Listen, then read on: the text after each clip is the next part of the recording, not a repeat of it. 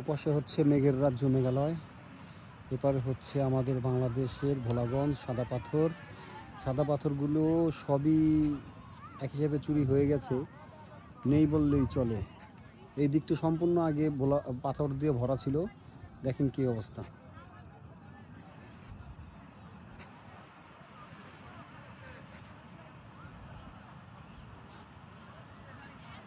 ওই যে একটা শহর ইন্ডিয়ার, মেঘালয় প্রদেশ, কিন্তু এটা আর কি একটা গ্রাম্য শহর। এই যে বড় দেখা যাচ্ছে।